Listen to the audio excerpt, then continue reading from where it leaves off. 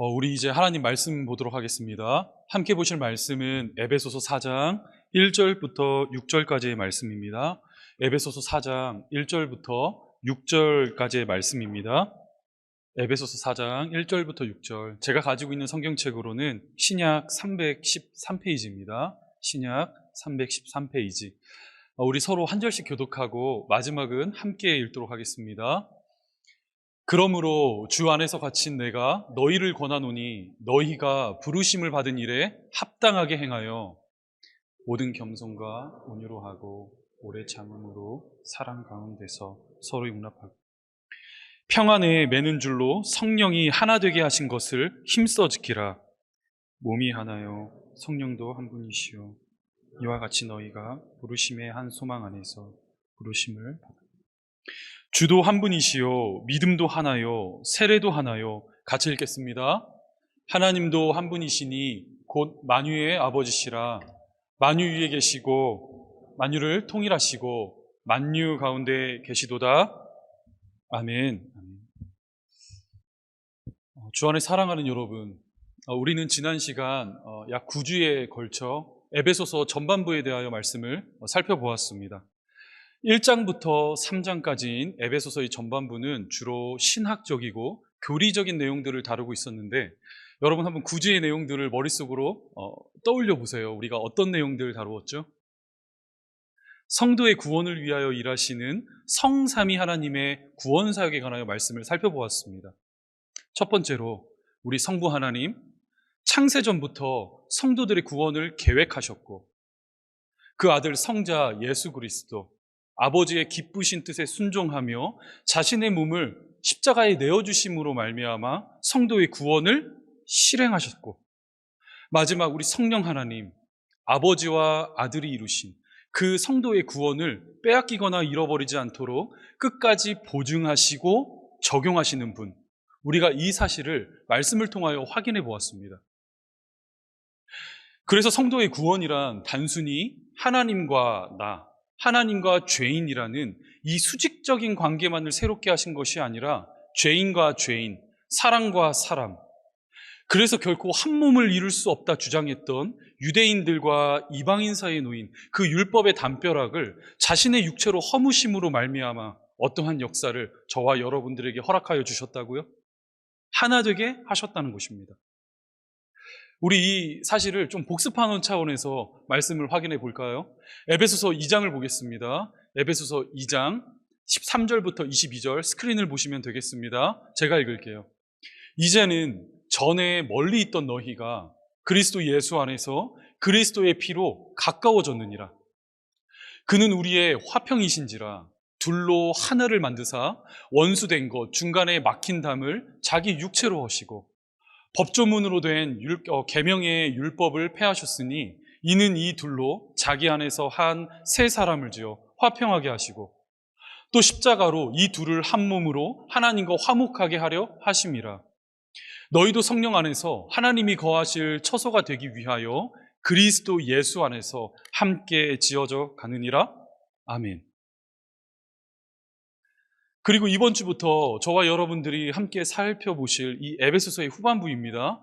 4장부터 6장까지는 우리가 앞서 살펴본 것처럼 신학적이고 교리적인 내용이 아니라 보다 실천적이고 윤리적인 이제 주제들을 다루게 되는데, 예를 들자면 다음과 같아요.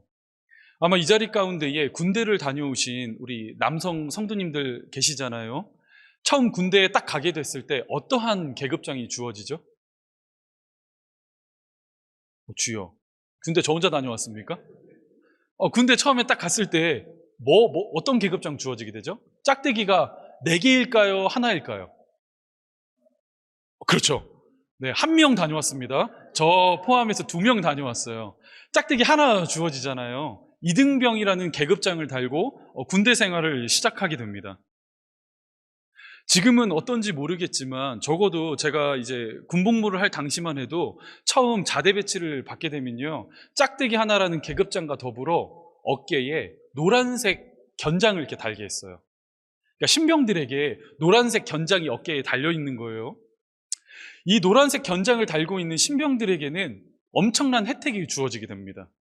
그것은 무엇이냐? 크게 잘못을 하고 실수를 저질러도 고참들에게 혼이 난다, 안 난다? 안 나요. 맞아요. 네, 역시나 2명 다녀왔죠. 혼이 안 나요. 그 이유는 무엇일까요? 아직 배우고 익혀야 할 내용들이 너무나 많기 때문에 그냥 어지간하면 대충 넘어가 줍니다.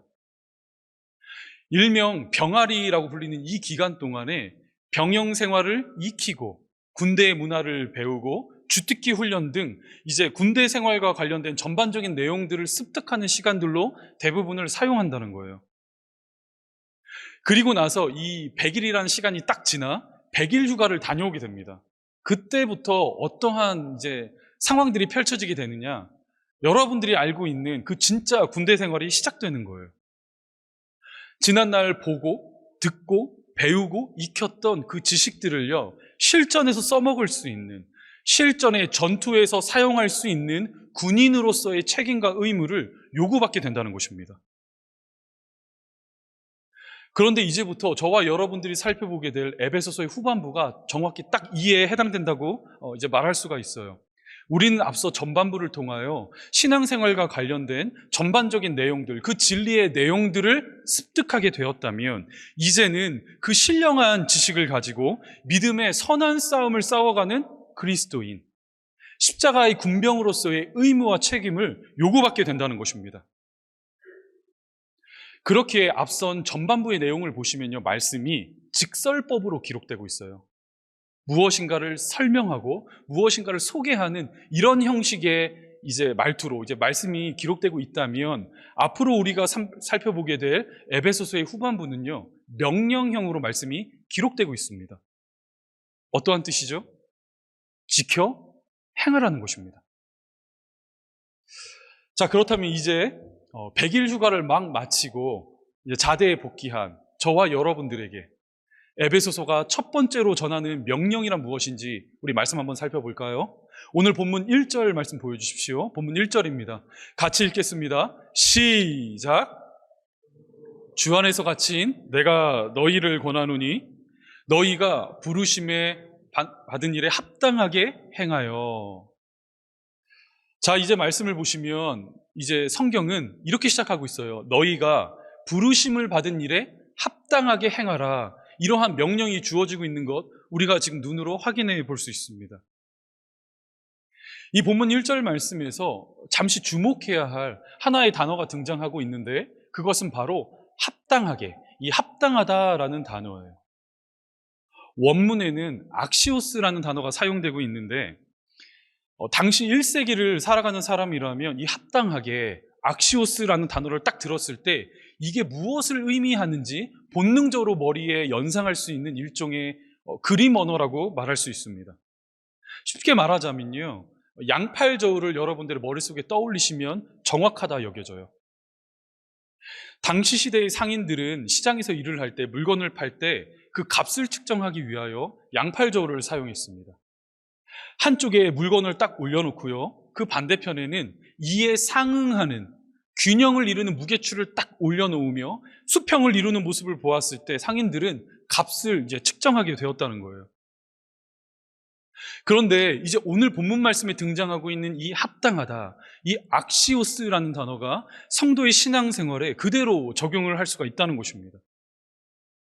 만약 저와 여러분들의 삶 가운데 이 삶의 한쪽에 하나님의 영광스러운 부르심, 하나님의 기대가 올려져 있다면 그 반대편에는 무엇이 올려져 있어야 한다고요? 그에 상응하는 무게로서의 성도의 삶이 올려져 정확히 수평을 이룰 수 있어야 한다는 거예요. 저와 여러분들이 예수를 믿는다는 것, 하나님의 자녀가 되었고 그분의 권속이 되었다는 말은 그냥 단순히 입술의 고백, 지적인 동의로 끝나서 되는 것이 아니라 저와 여러분들의 손과 발을 부지런히 움직여 하나님께서 허락하여 주신 그 삶의 지경 안에서 믿는 것과 행하는 것이 일치를 이루는 삶, 수평을 이루는 삶, 그 신행일치야말로 성도가 반드시 따라야 할 첫 번째 신앙생활의 핵심이 된다는 것입니다. 자, 그렇다면 하나님께서 저와 여러분들을 부르신 그 복음에 합당한 삶이란 무엇인지 우리 계속해서 말씀 볼까요? 3절 보여주십시오. 3절입니다. 평안에 매는 줄로 성령이 하나 되게 하신 것을 힘써 지켜라. 주 안에 사랑하는 여러분, 성도의 이 하나됨이라는 주제는 참 간단해 보이지만 결코 저와 여러분들이 무시할 수 없는 사사로운 주제가 아니에요. 특별히 오늘 이 시대를 살아가는 성도들에게 있어, 저와 여러분들에게 있어 우리가 반드시 알고 습득해야 할 신령한 지식이라 말할 수가 있습니다. 다들 아시겠지만 코비드 시기를 이제 겪으며 신앙 공동체 안에 지각 변동과 같은 하나의 사건이 일어나기 시작했습니다. 여러분 혹시 대충 짐작이 가십니까? 우리가 코비드를 겪으며 교회가 이제 문을 닫게 됐잖아요. 정부의 요청과 명령에 의해 문을 닫게 됐는데 그때 우리 어떻게 예배하였죠? 그렇죠. 온라인 예배했습니다. 온라인 예배예요. 최근 보고자료에 따르자면요, 이제 엔데믹이 선언되었음에도 불구하고 약 40%가 넘는 성도들이 과거에 자신이 몸담았었던 그 신앙 공동체로 돌아가지 않고 온라인 예배에 정착하고 있다는 보고자료들이 막 쏟아져 나오고 있습니다. 뿐만이 아니라 오늘날 현대의 교회들은요, 이러한 사회적 분위기와 현상을 딱 캐치하고는 양질의 좋은 퀄리티의 영상을 만들기 위해 전문 인력들을 배치하고 있고, 또한 영상 장비와 방송 장비를 구비하는데 많은 재정들을 이제 쏟아붓고 있다는 거예요. 물론 온라인 예배가 갖는 이점들 분명히 있습니다. 특별히 주일날 생업으로 인하여 현장 예배에 나오실 수 없는 우리 성도님들에게 생생한 현장, 예배 현장을 전달할 수 있고, 또 북한과 중국처럼요, 이제 공식적으로 예배를 드릴 수 없는 그 지하교회의 성도들이요, 5분 짧은 그 메시지를 통하여 예배를 드리고 있다는 보고들이 이어지고 있어요. 따라서 무조건 온라인 예배는 안 된다, 나쁘다, 없애야 한다, 이렇게 주장할 수는 없는 문제라는 것입니다. 하지만 참 안타까운 지점이란 무엇이냐? 이처럼 특수한 환경, 특수한 분들을 위하여 교회가 제공하는 그 편의와 편리성에 함몰된 오늘날의 성도들이 너무나 많다는 거예요. 이 온라인 예배와 같이 편의함과 편리성을 추구하며 그 안에 함몰된 성도들의 모습을 우리는 쉽게 발견할 수 있다는 것입니다. 그래서 마치 온라인 쇼핑하듯이 이번 주에는 이 교회, 다음 주에는 저 교회, 자신과 아무런 인격적으로, 관계적으로 아무런 상관이 없는 태평양 너머의 교회들의 설교를 딱 선별해 놓고는 물리적 교회로서의 연합과 하나됨의 중요성을 의도적으로 외면하고 있는 성도들이 이 시대 가운데 늘어가고 있다는 거예요. 사랑하는 여러분, 이것은 성경이 말하고 있는 바른 성도의 신앙생활이 아닙니다. 이것은 성경이 저와 여러분들에게 주장하고 있는 바른 교회론의 모습이 아니라고 말할 수가 있어요. 만약 하나님께서 저와 여러분들을 이 땅 가운데 불러 세우셨고 이 캘거리 땅 안에 부르심이 있어 삶의 지경을 갖게 하셨다면, 우리 각 사람과 각 가정을 향한 하나님의 뜻과 계획과 그 비전이 이 땅 안에 놓여져 있다면, 저와 여러분들은 마땅히 하나님의 경륜 속에 놓여 세워진 지역교회를 통하여 신앙생활에 필요한 영양분들을 공급받으며 살아갈 수 있어야 한다는 거예요. 이것이 바로 이 땅 가운데 구주 예수께서 당신의 교회를 땅 곳곳마다 땅 끝까지 세우신 가장 중요한 이유가 된다는 것입니다. 물론 죄인과 죄인이 만나 한 몸을 이루는 이 성도의 신앙생활 쉽진 않죠. 다들 경험해 보셨잖아요. 웃을 일만 가득합니까? 그 안에는 눈물이 있고 아픔이 있고 좌절이 있습니다. 실족이 있고 낙심함이 있어요. 그럼에도 불구하고 하나님께서 왜 이 교회를 저와 여러분들에게 허락하시며 성도들의 하나됨, 그 연합을 강조하고 계실까요? 그것은 바로 제가 앞서 설명해 드렸잖아요. 성경을 통하여 우리가 공급받게 된 그 신령한 지식을요, 구체적인 현장, 우리의 손과 발을 움직여 마음껏 실천하고 살아갈 수 있도록 그 허락하여 주신 구체적인 현장이 바로 교회라는 것입니다. 어느 누군가에게 사랑을 받고 위로를 받을 뿐만이 아니라 나도 누군가를 사랑하고 인내함으로 끝까지 품어낼 수 있는 그 믿음의 실천이 이루어지는 곳, 그것이 바로 교회라는 현장이에요. 전도서 4장입니다. 4장 11절부터 12절의 말씀이 이렇게 기록돼요. 또 두 사람이 함께 누우면 따뜻하겠거니와 한 사람이면 어찌 따뜻하랴. 한 사람이면 패하겠거니와 두 사람이면 맞설 수 있나니 세 겹줄은 쉽게 끊어지지 아니하느니라. 이 세 겹줄의 은혜를 확인하는 곳이 바로 교회이며 이 안에 모인 저와 여러분들, 이 하나됨의 공동체라는 것입니다. 따라서 오늘 본문 말씀이 이 성도의 하나됨을 얼마나 집요하게, 얼마나 고집스럽게 강조하고 있는지 우리 말씀 한번 본문 3절 다시 한 번만 확인해 보십시오. 3절입니다. 평안에 매는 줄로 성령이 하나 되게 하신 것을 어떻게 하라고요? 힘써 지키라. 지금 현재 노란색으로 하이라이트된 힘써 지키라라는 표현 보이시죠?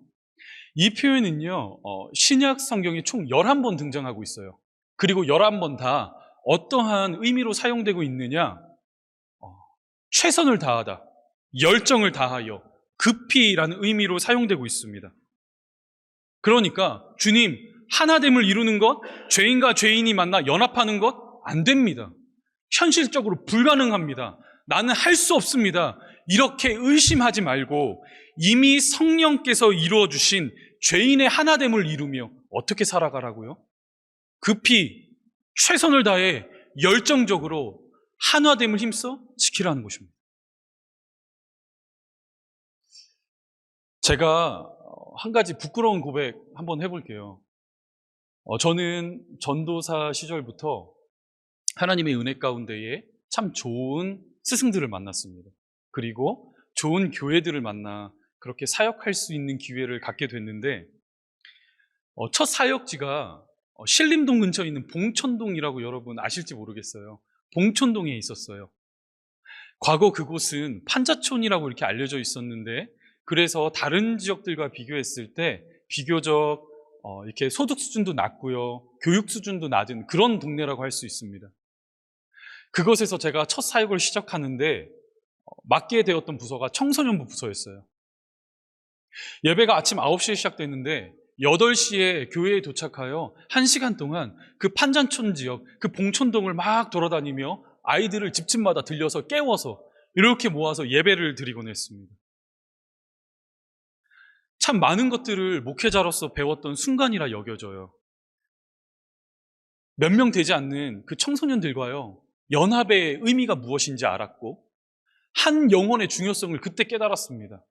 그때 8명 있었거든요. 중학교 1학년부터 고등학교 3학년까지 8명이었는데 한 명이라도 눈에 안 보이면요, 그렇게 마음에 밟히고 가슴이 아프더라고요. 뿐만이 아니라 이 청소년 부서를 섬기던 교사 선생님이 딱 한 분 계셨습니다.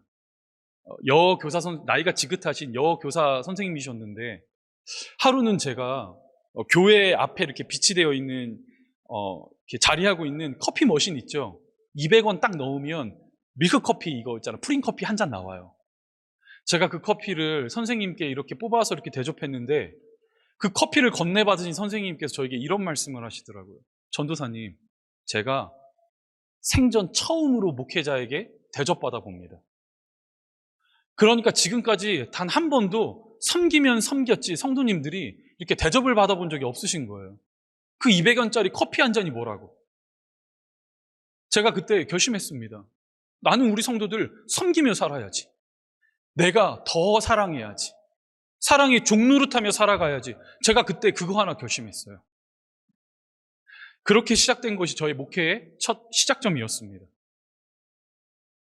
이후 몇몇 교회를 거치며 이제 목사 안수를 받게 된 저는 조금 규모가 있는 교회에 이제 부임하여 교육 디렉터라는 역할을 이제 감당하게 됐는데, 당시 그 교회에 매주 한 주에 출석하는 아이들의 숫자가 한 1200명 정도 돼요. 교사 선생님들은 한 500분 정도 되셨고요. 영어 예배부를 포함하여 7분의 교육자들과 함께 하모니를 이루며 이제 컨트롤 타워의 역할을 제가 해야 하는 거예요. 비록 나이는 어렵지만 참 열심히 사역에 임했습니다. 그리고 꽤 괜찮게 사역을 했던 것 같아요. 성도님들의 많은 사랑을 받았고 또 담임 목회자의 신뢰를 받으며 여러 사역들을 제가 감당할 수가 있었습니다. 때론 장로님들의 추천으로 그 지역교회 헌신 예배가 강사로 서기도 했고, 이제 여름 시즌이 되면 여러 단체에서 청소년 수련회 진행하잖아요. 그때 청소년 그 설교의 주 스피커로, 메인 스피커로 그렇게 서기도 했습니다. 그리고 기대하지 않았지만 이 캘거리 땅에 오게 된 것도 제가 섬기던 교회에서 그 가능성을 보셨는지 어땠는지 모르겠지만 전폭적인 지원 아래 제가 여기 유학을 떠날 수 있게 된 거잖아요. 여러분, 그러다 보니 제 30대 목회자 시절의 모습이 어땠을까요? 제가 한번 상상해 보세요. 제 30대 초반의 모습이 어땠을까요? 여러분들이 선택하기 쉽도록 제가 딱 이지선다로 여쭤볼게요. 1번, 예수님의 모습을 본받아 겸손하고 신실한 목회자였다. 2번, 아주 하늘 높은 줄 모르고 기고만장하며 교만한 목회자였다. 자, 1번과 2번 중에 여러분 하나 선택해 보세요. 자, 1번, 2번 뭐죠? 누구시죠? 제가 기억력이 좋아요. 딱 기억해 놓을 거예요. 맞아요. 2번입니다. 그게 과거의 저의 모습이었어요. 돌이켜보니 참 동역자들의 마음을 아프게 했었던 것 같아요. 어느 누군가와 함께 하모니를 이루는 사람이기보다는 저는 그냥 제가 빛나야 되는 사람 중에 한 사람이었습니다. 그래서 유학을 결정하게 된 거예요. 어떤 대단한 뜻이 있어서 유학을 결정한 것이 아니라 이 유학길에 올라 그 빛나는 외국 신학대학원 그 졸업장 하나 따가지고 어느 누군가와 비교했을 때 경쟁력으로 보았을 때 비교 우위를 점하여 이른 나이에 박사학위 받아 한국에 돌아가게 되었을 때 몇 년 뒤 그렇게 담임 목회를 하고 있을 제 모습을 상상하며 그렇게 캐나다로 떠난 거예요. 어떤 면에서 보았을 때 금빛 십자가를 쫓고 있었다 이렇게 말할 수 있겠죠. 그런데 이 캐나다 땅에 들어와 보냈던 7년이라는 시간 동안 하나님께서 제게 알게 하신 것 한 가지 있습니다. 그것은 바로 저는요, 스스로 막 빛을 내는, 스스로 빛날 수 있는 발광체, 태양과 같은 존재가 아니라 예수의 빛이 없으면 칠흑 같은 어두움만 가득한 그 달과 같은 반사체에 불과하다는 거예요. 그리고 이와 더불어 깨닫게 하신 것, 저의 미래보다, 저의 욕망보다, 저의 소망보다, 저의 자아보다 더 중요한 것 있다는 거 알게 하셨어요. 그것보다 주님의 교회가 더 중요하고 나 한 사람 자라여 빛나는 것보다 어느 누군가와 함께 하모니를 이루며 동역하는 그 하나됨의 사역이 더 중요하다는 것 하나님께서 지난 7년 동안 제게 알게 하셨습니다. 왜요? 그 이유는 무엇이죠? 우리가 믿는 하나님은 한 분이시요. 성도의 믿음은 하나요. 결국 하나의 부르심 속에 한 소망 안에 놓여 성도가 하나 되는 일보다 더 중요한 일은 없기 때문입니다. 본문 4절부터 6절입니다. 몸이 하나요. 성령도 한 분이시니 이와 같이 너희가 부르심의 한 소망 안에서 부름을 받았느니라. 주도 한 분이시요. 믿음도 하나요. 세례도 하나요. 하나님도 한 분이시니 곧 만유의 아버지시라. 만유 위에 계시고 만유를 통일하시고 만유 가운데 계시도다. 그리하여 바울은 성도가 하나님께서 부르신 그 영광스러운 사역, 하나님의 부르심이 얼마나 중요한지, 어떻게 성도가 그 하나님의 부르심을 이루어가야 하는지를 알려주기 위하여 위대한 신앙의 덕목들을 소개하고 있어요. 한번 눈으로 보십시오. 본문 2절부터 3절입니다. 본문 2절부터 3절 우리 같이 한 목소리로 고백해 볼까요? 시작.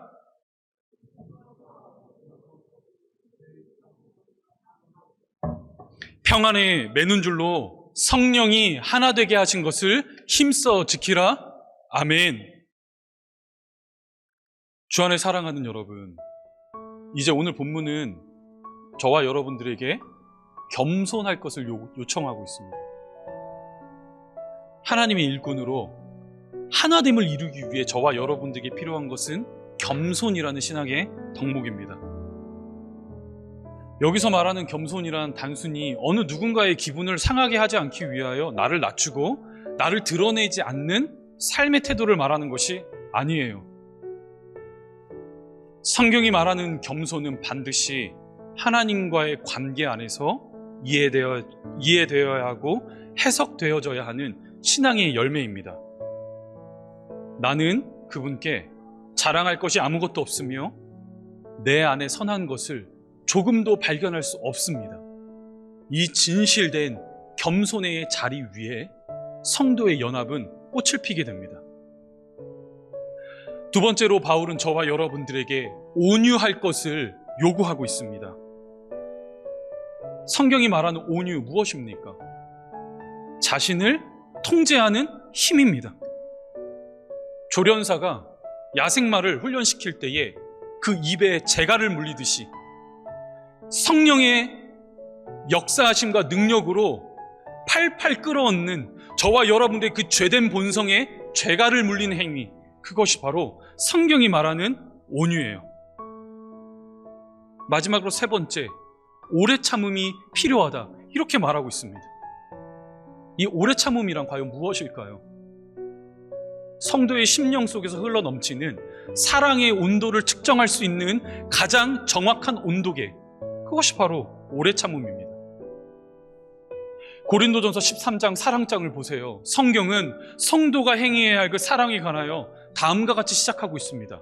사랑은 오래 참고, 사랑은 오래 참고.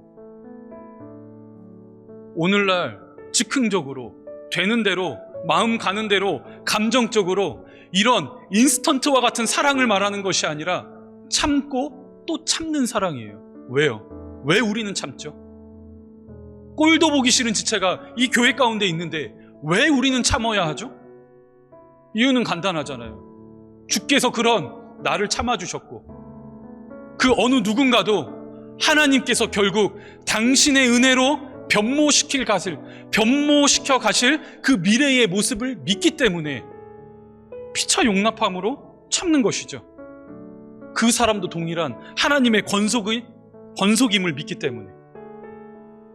이 세 가지 위대한 신앙의 덕목이 저와 여러분들에게 있어야 한다는 거예요.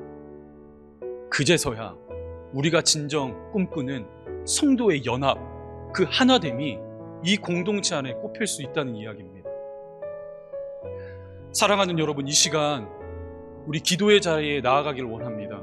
기도의 자리에 나아가실 때에 우리 구주 예수께서 겟세마네 동산에 올라 십자가 지시기 직전 하나님께 올려드렸던 그 기도문을 우리가 묵상하며 이 시간 기도의 자리에 나아가길 원하여 마지막으로 읽겠습니다. 요한복음 17장입니다. 우리 한 목소리로 읽어볼까요? 시작. 아버지여, 아버지께서 내 안에 내가 아버지 안에 있는 것 같이 그들도 다 하나가 되어 우리 안에 있게 하사 세상으로 아버지께서 나를 보내신 것을 믿게 하옵소서. 곧 내가 그들 안에 있고 아버지께서 내 안에 계시어 그들로 온전함을 이루어 하나가 되게 하려 함은 아버지께서 나를 보내신 것과 또 나를 사랑하심 같이 그들도 사랑하실 것을 세상으로 알려 함이로소이다. 아멘. 이 시간 간절히 소망하기는 성도의 하나됨을 위하여 마음을 다하는 우리 사랑하는 모든 권속들 될 수 있기를 주님의 이름으로 축복합니다. 우리 함께 기도의 자리에 나아가도록 하겠습니다. 우리 시간 기도하실 때에 오늘 주신 말씀을 머릿속에 기억하며 주님, 하나 되게 하소서. 하나됨의 은총을 우리 성도들 누리게 하소서. 오늘날 분열되고 나뉘어지는 이 작금의 현실 속에서 나를 사랑하사 나를 위하여 십자가 지신 예수 그리스도의 보혈의 능력을 의지하며 이미 성령께서 하나 되게 하여 기억하며 주님, 우리도 하나 되게 하여 주옵소서. 우리 함께 기도의 자리에 나아가도록 하겠습니다. 기도하겠습니다. 살아계신 하나님, 감사합니다. 우리 주 예수께서 모든 성도들에게 맡겨주신 복음에 합당한 삶이 있습니다. 그리고 그 복음에 합당한 행함이란 하나됨의 연합을 믿으며 힘써 지키는 삶이라 오늘 본문은 전하고 있습니다. 하나님, 우리 사랑하는 식구들, 주 예수 그리스도의 몸된 교회의 한 지체가 되었사오니 겸손이라는 신앙의 열매를 사용하게 하시고 온유와 오래 참음이라는 그 신앙의 덕목을 힘있게 사용하게 하셔서 우리 지체들을 보다 사랑하며 내 몸처럼 여길 수 있는 실로 사랑이 뜨거운 공동체 되게 하여 주옵소서. 하나님, 이 사랑이 단순히 교회 안에서만 일어나는 것이 아니라 각 가정에서 일어나길 원하고 우리 성도들의 삶의 현장에서 일어나기를 원합니다. 직장에서 만나는 그 누군가 사랑할 수 있는 믿음의 담력을 우리에게 허락하여 주시고 그리하여 너희가 서로를 사랑함으로 내 제자임을 알리라. 그러한 제자 삼는 교회 되게 하여 주옵소서. 그렇게 살게 하실 하나님의 은혜를 기대하옵고 이 모든 말씀 살아계신 예수님의 이름으로 기도합나이다. 아멘.